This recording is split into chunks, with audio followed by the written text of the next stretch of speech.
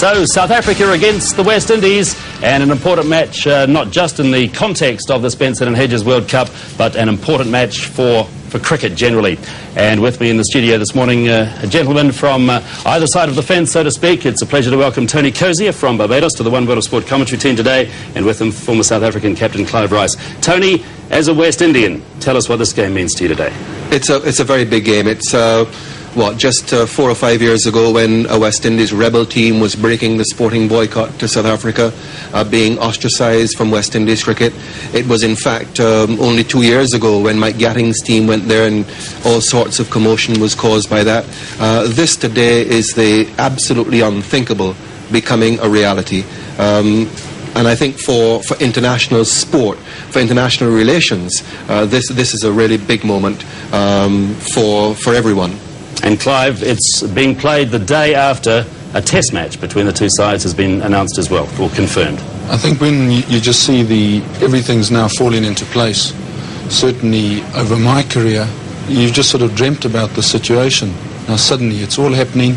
You've got to pinch yourself to believe that this is all true, but it is. It's a fantastic occasion. All right, we look forward to having both of you with us on the One World of Sport commentary team today. Let's have a close-up look at that pitch that this match is going to be played on today. Lancaster Park this year has had some good, fast, bouncy wickets. John Morrison and Peter Sharp now are out in the middle. We're on about a length here, and you can see that it's very, very hard indeed, but I'm sure that you've noticed the grass, John. Well, I have. I must say I'm a little surprised, Peter, when I came out here and I saw the pretty lush, juicy green grass. Sure, you're right. There's a reasonable base. It sounds pretty solid. It does. A little more solid than some of the other ones we've seen. And, of course, there's been so much discussion about the slow wickets, and I think this will have some carry-on. It mightn't bounce dramatically, but goodness me, some of those early batsmen might be a little nervous about this. Well, I'm sure they will. I was talking to some of them yesterday, and some of the bowlers who were looking at it very enthusiastically, and the batsmen were saying, "Corrupts, there's so much grass there, it's going to really seam around." Now, this year we've seen that the grass on the pitch has been left there for a purpose, and the purpose is pace. They want pace on the pitch, they want the ball to carry through to the bat, carry through past the bat if possible to the keeper, and they want that to be continued. The seam itself hasn't been so pronounced. It seems that it's a soft leaf in the grass, and it doesn't really deviate the ball sideways as much as one might expect.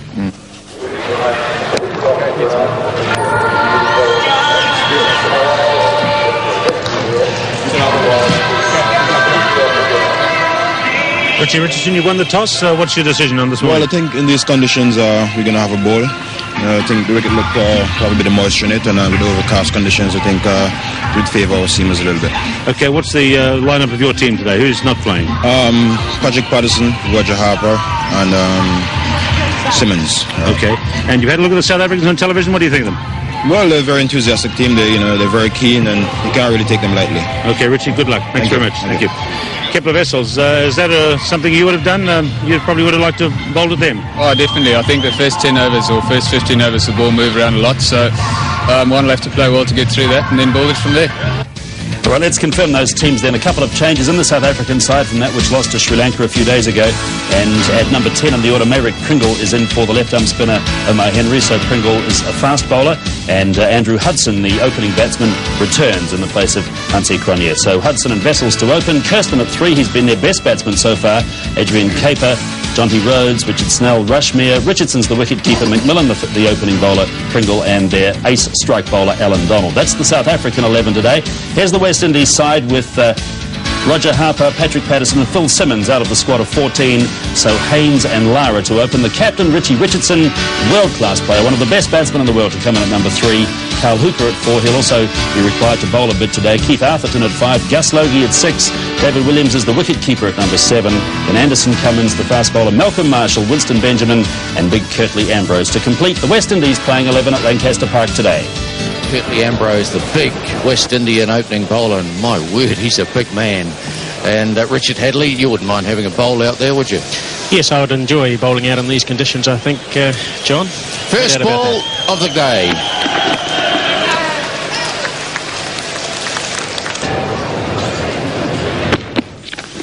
Yeah, that one kept down a bit.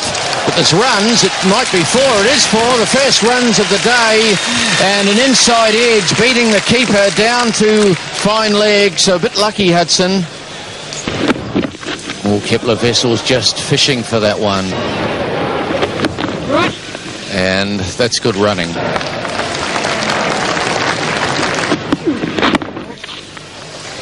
Here's a run down to big Curtly Ambrose, and it's a leg by. Umpires today, Steve Randall from Australia, Tasmania, and Brian Aldridge from Christchurch. That's the end of the over, 7 for no wicket. Oh, it's up in the air, and it should be out. It is out. Caught Haynes, and that's a very good catch too. Good breakthrough for the West Indies. Yes. Vessels there having a bit of a problem with a shortish ball. Didn't really know what to do with it. He was in no man's land. Yes, he looked like he wanted to whip it away on the leg side. It came on too quickly. In the end, he was nowhere, and he just sort of hoiked it, I suppose. Yes, front edge, really, and it went very high. But Desmond Haynes, he called and took it cleanly. First ball of the new over, and they pick up a single. Well run, and that of course is the intelligent way to play cricket. Kirsten there dropping the ball down in front of him. He knew that the square leg and the mid-on were deep. There was the single there. Oh, that's a good shot. Is it going away for 4? No, it's not. It's Benjamin. Oh, yes, he did misfield. That was a bad misfield, and indeed it's gone away to the boundary. So the first boundary of the morning, and Winston Benjamin really made a boob of that one. So 4 more 4 runs, 23 for 1. Ambrose again to Hudson. Oh, he's hit that one away. Well, it's in the air, but it's going to fall safe. Lara chasing it back. It's going into the boundary there for the second 4 of the morning. And he hit it well. It was short, moved inside the line, in the air, but 4 runs. Look at him! Another useful delivery here, and they're going through for a quick single. Look, here he is with his first delivery. Glorious shot. That'll go for 4, perhaps. Long chase out there for Lara, and just pulling it back inside the boundary. Well, certainly poor running between the wickets here. I'm sure that Kirsten thought it was going to go for 4, and he ambled through for the first one and managed to get back for 2. Oh, pulled away. Lovely shot. And that'll be 4. There's no need to run for that. Short from Benjamin. Andrew Hudson into position quickly. Cracks it away over mid-wicket. Hits it very cleanly. Well, it's a bit like Benjamin's run-up at the moment. He's off a short run-up, and that's very well played indeed. And you don't get too many balls like that to get away to the boundary.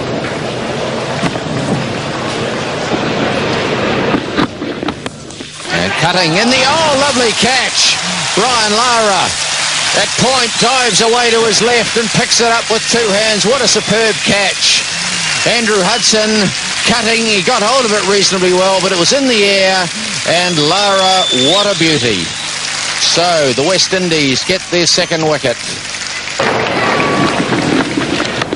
Come on. And Rashmi is off the mark with 1 down to third man. And Winston Benjamin is the man controlling that area of Lancaster Park.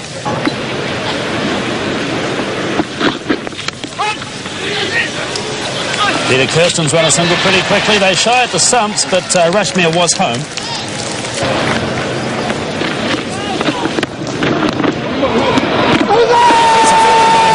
He appeals to the man at square leg, the umpire at square leg, Brian Aldridge. Kirsten is back. Well, he placed it exactly into the gap between square leg and mid-wicket, and they've gone for the second run.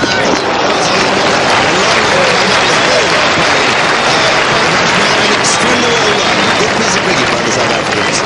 Yes, I suppose 10 overs of Hooper, they'll play between 40 and 50 at least from him, won't they? Yes, he's got to be the man, and here they place it perfectly in the gap. Rashmir does, and they settle for 2, and a wonderful piece of fielding here. Come on! It's another good stroke into the gap. There'll be 2 runs here. Well played by Rashmir. Atherton this time not picking up cleanly, so there's no hurry in the final stages of that too. It is the end of the over, 63 for 2.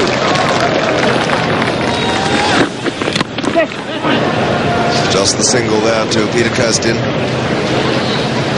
Desmond Haynes fielding. In fact, South Africa haven't scored over 190, and here you see their runs they score per over. They've had one good over where they picked up 7, but the West Indies have basically restricted them to almost under 4, under just over 3 and over. Well, he's opened the pace, he's made contact there. He'll get one to Benjamin. Benjamin, who's mended his way through. Goodness me, when he's hit that up, you realise the good feeling is about 4 minutes out. It's got his 2, but Desmond Haynes is out there, and it'll just be the 2.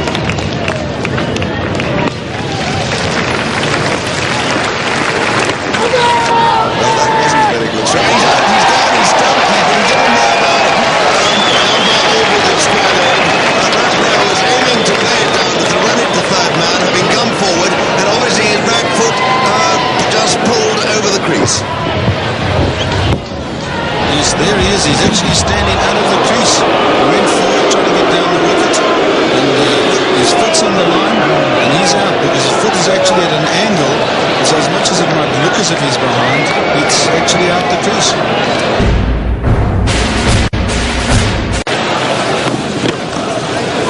That's a better looking stroke. He's got a run there. Malcolm Marshall coming in off the long off boundary. So Caper has opened his account.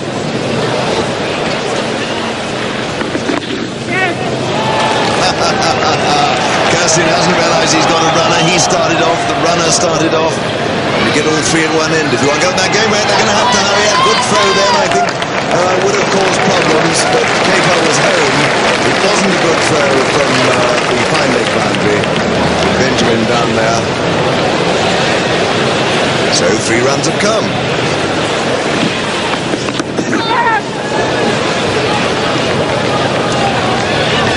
And welcome back to Lancaster Park. First ball, the next over from Hooper, is turned away round the corner there for 3 by Peter Kirsten. So he goes to 36, and it's now 81. That's well played. Just a little bit of width outside the leg stump from Hooper. Kuiper gets him away. Bad bit of misfielding. Winston Benjamin is having a poor day in the field today. He let one through, it went for 4 early on when it should just have been the 1 or 2.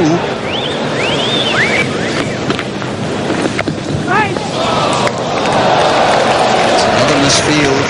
A difficult one on this occasion though. And Kirsten just lapping it very fine and racing down to, that's Brian Lara there. Benjamin continues, and that's a fine shot. That'll go all the way. That's a 6. First of the innings, picked it up really well. Adrian Caper, and deposited it over that backward square leg boundary. All Desmond Haynes could do was to watch it go over his head. Fine shot. And a very brave one too. He certainly picked it up well, but he tackled the boundary fielder and not the shortest side there, but clearing Desmond Haynes comfortably. Good way to raise the 100.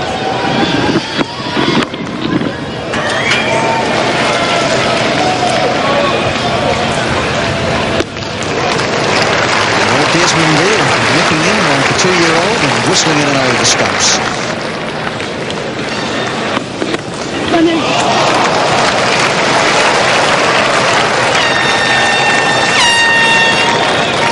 West Indies look very slack in the field today. They look almost casual. And Malcolm Marshall left him just to go across there and stick his foot out. A very dangerous thing to do. He's got hold of it. That'll go for 4. Very fine indeed. So the South African innings starts to gather momentum. 110 for 3.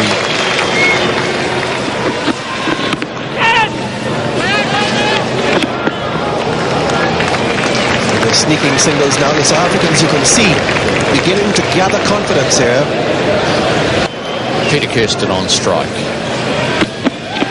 And he slashes this one and got it through. There's a bit of a dive there, but not much chance.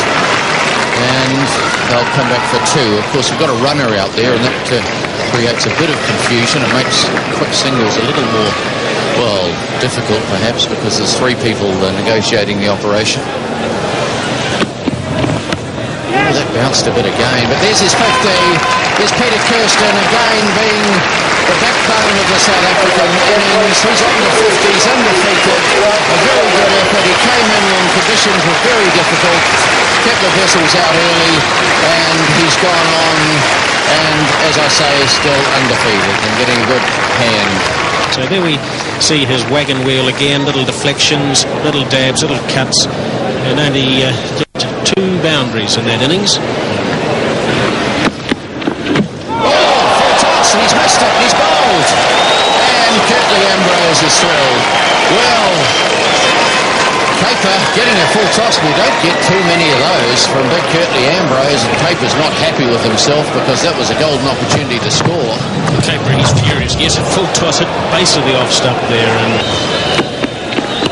yes, it'll won't delight them, and if it clears the ball, sloppy fielding, yes, they'll run away for 4 plus the one they've run, and that was very sloppy. well, it's unbelievable cricket, really. I mean, there's a short, sharp single, and even that may be marginal.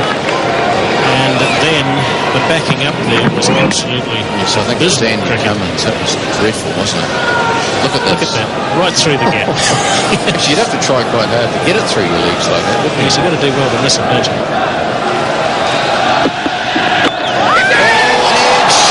He's gone. Diving away to his right, little David Williams. And Peter Kirsten is out, just pushing at that one, getting the edge, no question about it, and a good catch behind. So Malcolm Marshall striking.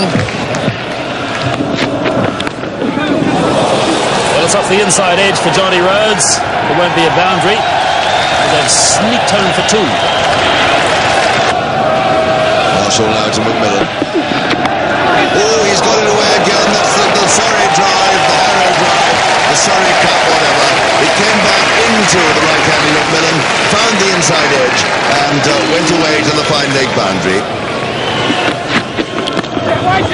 It's another good-looking stroke by Rhodes, getting away. That may well go for 4. No, it's not quite got the legs on it. Just 2 runs there. And Desmond Haynes, the fielder. Yes, we've seen some great shots go through the covers, and as you can see from that right there, there have only been a few overs where they've got 8 runs and over, but at least the scoring rate is accelerating, but it's those red dots that keep putting brakes on the South African scoring rate.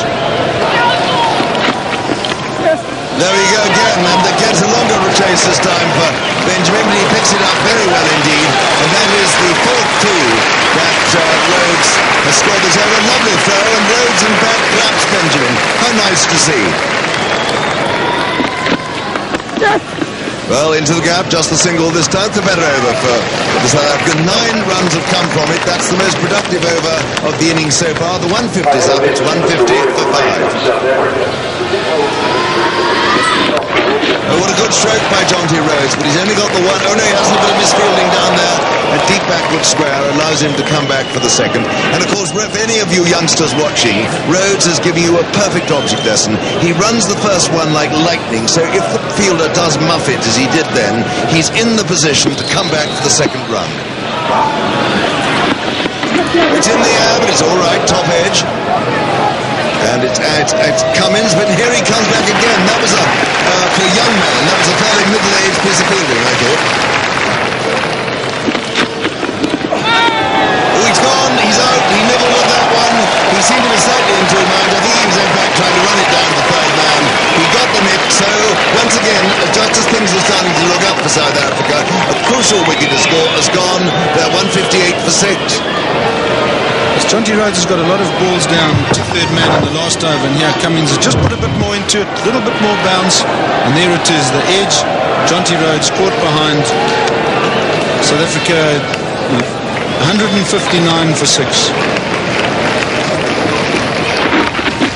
May not have the job this time. Here's a close one. A wayward return from Atherton, who's had been stumbling West Indian fielder today. They won't gain an overthrow from it. Certainly was off target. The end of the over, 161 for 6.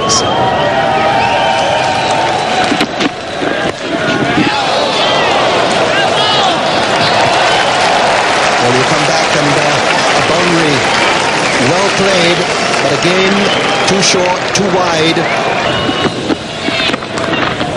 He's got that one away, going through mid-off for 4. And that's where the real gap is. And although one wouldn't expect to see too many shots going through mid-off from these bowlers, this was pitched up at the end of the over. 180 for 6. And he's hit this one high in the air. Where's it going to fall? It's out there in the deep cover, and it's gone. And as I say, Brian McMillan getting under that, trying to slog it straight really, and it goes out to deep extra cover on the boundary, and that's well taken by Brian Lara. Nearly misjudged it though, had to make a last minute dive. And again, Richardson driving down the ground.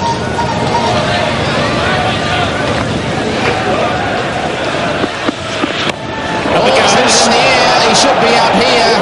Desmond Haynes, it is underneath it, and he takes the catch. Well, the keeper, David Williams, ran out, and he might have put Haynes off a little bit because he was very close to him when the catch was taken. But in the end, all is well as far as the West Indian cause is concerned. But trying to swing it away, managing really only to hit it high in the air. Well, had that been dropped, there might have been a few questions asked, because really it was probably a keeper's catch in many ways, because he had enough time to get there. Of course, he's got the gloves on, it makes it easier to catch. Bad looking shot. Oh, they'll run out. Missed it. Over to Hicks. Unbelievable cricket. Chapter of accidents there. Just cut away behind point, and Pringle was coming. So Richardson, he's got it pretty fine down there. Well judged shot, controlled, but can't quite get it through. And Pringle's still struggling, he's hobbling, and as you say, Richard, that may cause problems when South Africa come to bowl, because he is a very key part of the South African seam attack. Just jams it out really, right on the toe of the bat. He's coming back for 2. This could be close. Oh, it was a difficult Ambrose coming in through the ball, and it was just at ground level, so Malcolm Marshall struggled to pick up, and I don't blame him really. So here we go, the last ball of the South African innings. Oh, and he's missed it. They're looking for a single, they decide against it as little David Williams runs up to the stump. So that's it for the South Africans. They've got the round 200, they've lost 8 wickets. So South Africa hit 200 for the first time in this 1992 Benson and Hedges World Cup. Exactly 200 for 8 in 50 overs. And Peter Kirsten, again their star batsman, with 56 from 91 deliveries. Some useful contributions through that middle order from Caper, from Rhodes, McMillan and Dave Richardson, the wicketkeeper there at the end, 20 not out from 26 deliveries spaced. South Africa 200 for 8. The West Indies require 201 to win this match. For the West Indies, Curtly Ambrose 2 for 34. Malcolm Marshall finished up being their best bowler, the very experienced opener for the West Indies, 2 for 26. Winston Benjamin and Carl Hooper just a little on the expensive side, going for nearly 5 runs an over. And Anderson Cummins 2 for 40 from his 10 overs, exactly 4 per over, and he bowled well enough.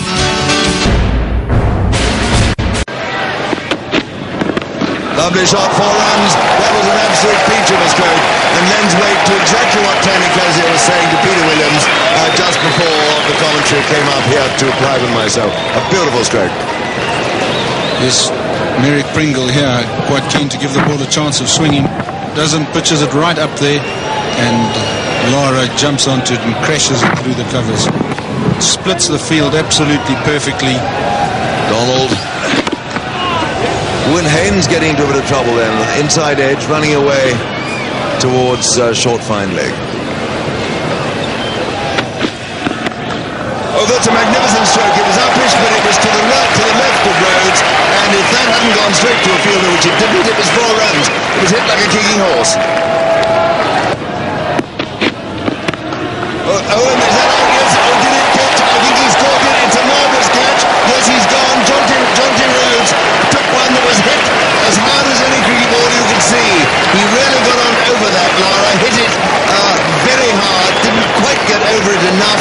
It was in the air, and Jonty Rhodes took a blinder. Yes, yeah, but Lara was playing that shot again. A little bit too close to him. and straight to John T. Rhodes at backward point. What a superb catch, right at his bootlaces. It's a good shot by Haynes. It's worked away 4 runs. He won't catch that. And Haynes again finding the gap, playing it away resolutely, solidly. Typical Haynes. So he's out. He's gone. LBW. Richie Richardson trying to swing Maverick Pringle away in maybe over mid-on, and he missed it, and it went through and hit the pad. And umpire Steve Randell from Australia, he had the finger up. Well, that was a very casual shot. That's the length of the bowl. That's dead, really. They would have hit the leg. That's out. Hit him on the crease. But really, they are bowling the right length, bowling a lot fuller than the West Indians. And Pringle's obviously delighted. The South Africans, 19 for 2 now for the West Indies. Oh, it's in the air. He's gone. First slip. Kepler Vessels takes the catch. Just plodding at it, really almost guided it into first slip. And South Africa, goodness me, they're back in business. 19 for 3. And the West Indies in all sorts of trouble. Carl Hooper gone. Well, it's that length again. Just look at that, just pushing at the ball, and that's well taken by Vessels. Tell you what, South Africa certainly on top and have got a great chance. Oh, he's nicked it. He's gone. He's chased it a mile. That must have just about been a wide, and he's gone after it, and he's got an edge. And goodness me, another West Indian has gone. 19 for 4. Well, the West Indians, they like to play shots. If the ball is short or wide, they will chase it. Not necessarily a great delivery, a bit too wide. But that's the end result. And again, South Africa have got that breakthrough, and the West Indies in all sorts of trouble. It's in the air, but it's all right. It's away for 4. The uppercut by Logie hit it well, high and to the left of John T. Rhodes. It's 4 more runs.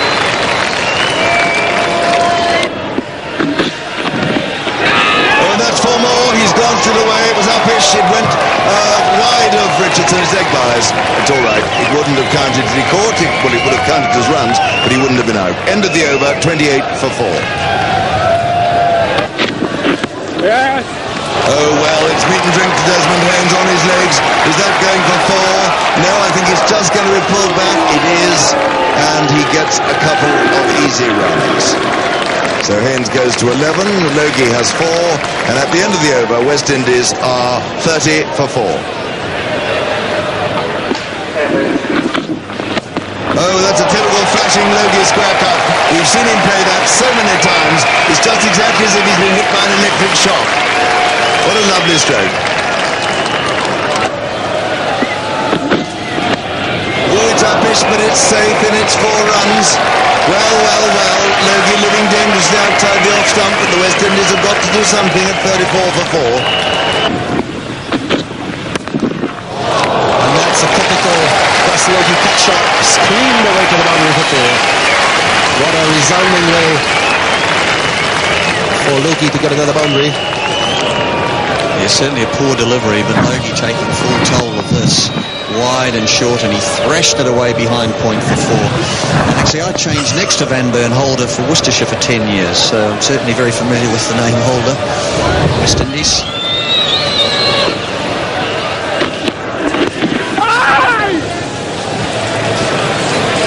And there's the man who's done the damage, Maverick Pringle. Well, Desmond Haynes has been bothered by this finger for much of the match. I think he came into the game carrying the injury, and he had it jarred up just a little bit with that last ball that he got from Richard Snell.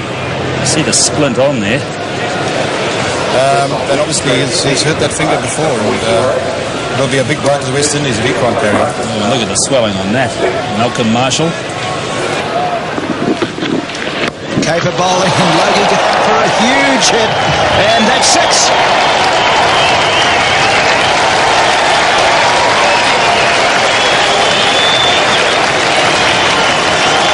Well, that almost brings back memories of New Zealand playing South Africa at Eden Park when Caper went for 18 in the one and only over that he bowled. He just struggled to get it right on line, and of course Logie, he doesn't like to be tied down. He likes to play shots, but he's got that one away very well indeed. Might have to come back to if Logie goes away again, and it's 4 more. Well, certainly a bad start for Caper, and Kipper Vessels is not happy with that. 10 runs off only 3 deliveries. He just hasn't settled. Logie, he's taken severe toll of that again. So 2 pull shots and 3 deliveries. Certainly not very good bowling, but very good batting indeed. So we saw earlier the South African innings didn't really get a partnership underway, and you can see that the West Indies innings in reply, after starting to threaten, and a couple of wickets falling very quickly, it's just fallen apart.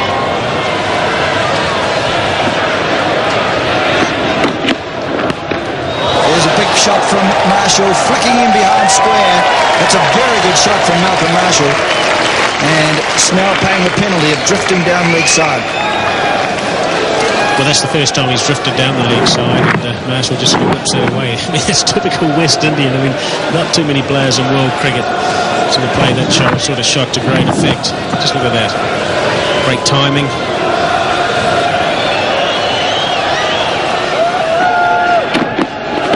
Oh, it's a bad ball. He's caught! What a blow for the South African side. Has been struck by probably the worst ball Richard Snell's bowled. Short, wide outside the off-stump, and Malcolm Marshall helps himself to it straight into the hands of Jonty Rhodes. Marshall out for 6. It's 70 for 5. Well, certainly not a classic dismissal, but Snell has deserved this wicket. He has bowled well. Marshall cutting in the air because Jonty Rhodes took that brilliant catch to dismiss Lara. And so Marshall's gone. The West Indies in all trouble at 70 for 5. Here's the wicket that fell. A short ball from Snell. Big cut shot, but not controlled, and hit directly and very safely to the magnificent fielding hands of Dusty Rhodes.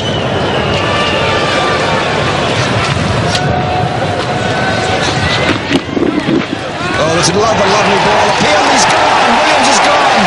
2 wickets have fallen to Snell in the 1 over. And Williams could not do anything with it. He got the edge, the finest of edges, caught by Richardson. Williams gone for a duck. The West Indies in deep trouble, 70 for 6. Well, that average of 7 probably comes down to 6 now, Peter. Looks as if he might have got a faint glove on that. Let's just have a look at it. Another classic delivery. Well, he may have been a bit unlucky as well. But here we have the dismissal of David Williams. Might have got a little edge. It might have been a flick off his arm. However, the umpire has made the decision. He's given it. Williams doesn't appear to be that impressed. Not surprised when you're on naught. So Williams is gone, and Desmond Haynes is coming back. Now this must be a last gasp desperation effort for the West Indies. Desmond Haynes is returning. He's in serious difficulty through the injury to the right-hand index finger that you can see there. Haynes driving well. That's a very good shot from Desmond Haynes. So maybe the pain cream has worked because he played that with real control, and that's a bottom-hand shot, isn't it? Yes, that's beautifully timed. Desmond Haynes is very good on the onside. Mind you, he's very good all round the wicket for that matter, but particularly strong. Anything straight, go on the leg side. And that's a beautiful on drive. Logie gets it fine, gets 4. The nearest fielder there is a wide or a deep backward square, at least 40 metres away from that. And Caper drifting down the onside or leg side, and almost a sweep there rather than a leg glance. So Gus Logie on 49. Waits for it, hits it hard, and that's his 50 with his third 4 in consecutive balls. Caper is going for them, and Logie's just going after them. So Gus Logie is 53, and that's the West Indies 100. They're 100 for 6 in the 27th over. Not much to celebrate though, and here Caper's just checking to make sure that Logie can play that shot. So he just gave him a fuller one, about as wide as the previous. And Gus Logie strong, a couple there, one through the covers, mid-off, behind square, behind point, so a reasonable range of shots. And as we look at that wheel again from this end, you see the one behind point, the cut, then the one down to fine leg, and a couple straightish through mid-off. Logie, a player who plays with his feet together really, doesn't move that a lot, gets his arms going and launches himself towards the ball. So the pressure on Adrian Caper now as he goes again. He's going to be caught. No, he's not. He couldn't quite get to it, Richardson.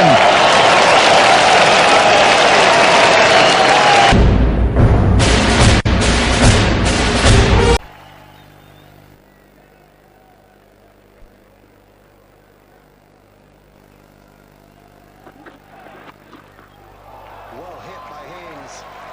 That really was a magnificent pull shot. Got on top of it, hit it down, and here's a man whose right index finger is repeatedly damaged. Well, there's Peter Kirsten there, batted very well for his 52, I think it was today. Unfortunately, injured his leg. We think it might have been a thigh strain. So he needs to rest to get himself right for the next game, but he's been the mainstay of the South African batting. He's gone. Caper comes on and gets the vital wicket of Haynes, caught behind. A wide one chasing at Desmond Haynes. And Caper, who was really very expensive in his first 5 overs, comes back and with his very first ball of a new spell, accounts for Haynes. So Curtly Ambrose comes out to replace Desmond Haynes.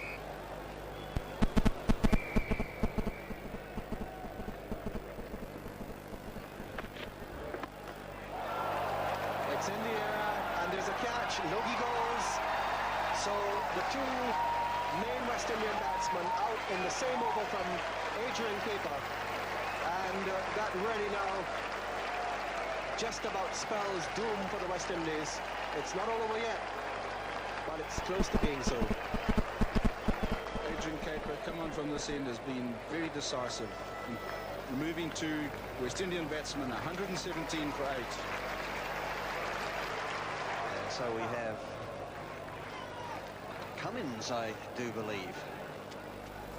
So the West Indies, 69 runs. Plenty of overs at 4.92. And more importantly, 8 down though. And we see the return of Donald. He just bowled 5 overs in his first spell, 2 maidens, none for 12.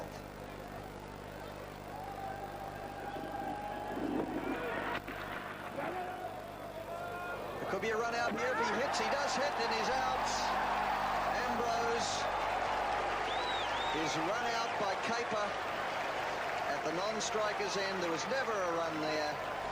He came down in anticipation and his face says it all.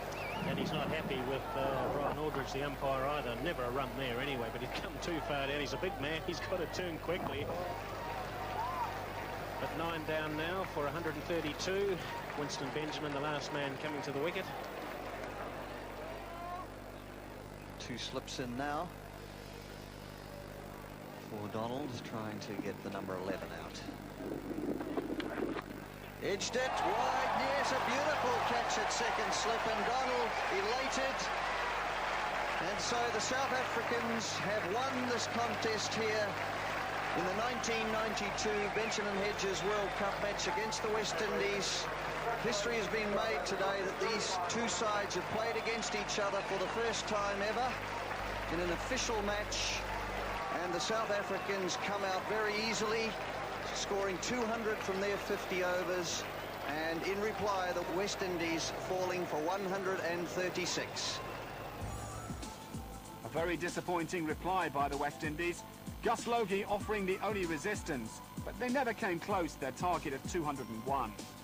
Man of the match, Merrick Pringle removed 4 top West Indies batsmen in the space of 11 balls without conceding a run.